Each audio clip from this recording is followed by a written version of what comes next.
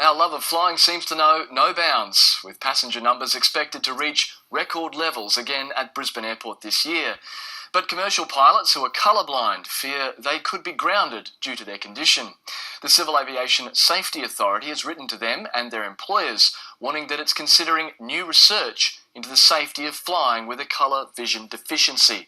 While CASA says existing pilots have no immediate cause for concern, unions say the authorities already tightened flying restrictions for new pilots. The furore comes as a Queensland commercial pilot prepares for a legal challenge next month to have restrictions on his licence removed. Maria Hatzakis reports.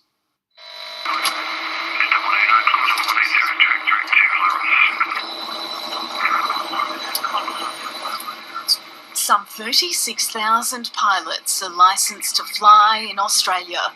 About 400 of those are colourblind. There's been debate for decades over whether a pilot who can't tell the difference between some colours can still fly safely. There are two schools of thought. There are some people who, because of the theory that says that the ability to distinguish red and green is important, have always maintained that you must not allow somebody with a colour vision deficiency to fly. Even when it comes to driving a car, for example, there's colours everywhere, and it's the same with aviation as well. But there's not one instance in aviation where it's critical to actually be able to name colours that you see.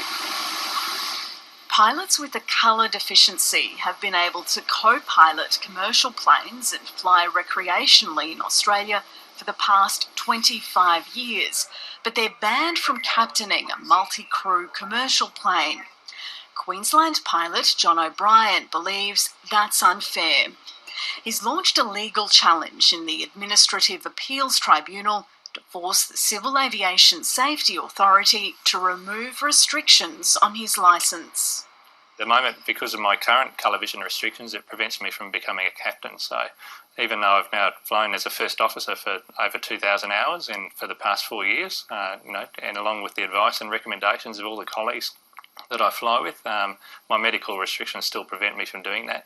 But as next month's hearing approached, CASA tightened regulations for new pilots, making it harder for those with colour vision deficiency to fly.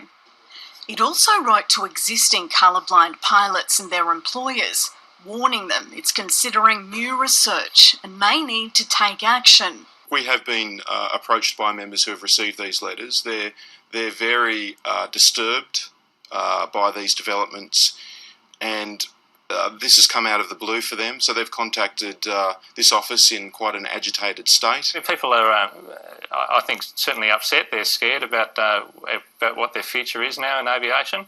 I know quite a few guys who are in exactly the same situation as myself. They've been flying for many thousands of hours over many, many years, and now basically they've got this prospect of having their careers ended, all on the opinions of a few individuals within CASA. CASA says it will be presenting expert medical advice at the tribunal hearing next month, which supports its position. And while it hasn't grounded any pilots, it's trying to keep them and their employers informed. Unions are worried. They refer to medical evidence. We haven't seen that. They haven't engaged with us to talk us through or provide us with articles relating to what they rely upon insofar as that medical evidence. These pilots have to undergo rigorous check and line training. They've flown thousands of hours. There's no evidence that they are any different to any other pilot, and we view this very seriously. The Australian Federation of Air Pilots believes it's unreasonable and inappropriate that CASA is asking companies to consider their pilots' fitness to fly. Qantas and Virgin are considering the letters, while Rex Airlines says it's very concerned and it's not capable and in no way qualified to make any assessment of the research. It's very unusual for a regulator to tell people to consider whether they themselves thought they might be unsafe or not. I mean, the regulator usually sets the standard and that's the end of it. bit of chatting if I've got any cases. Rob Liddell was Director of Aviation Medicine at CASA, or what was then known as the Civil Aviation Authority, for about a decade, from 1988. He can't see any reason for tougher rules.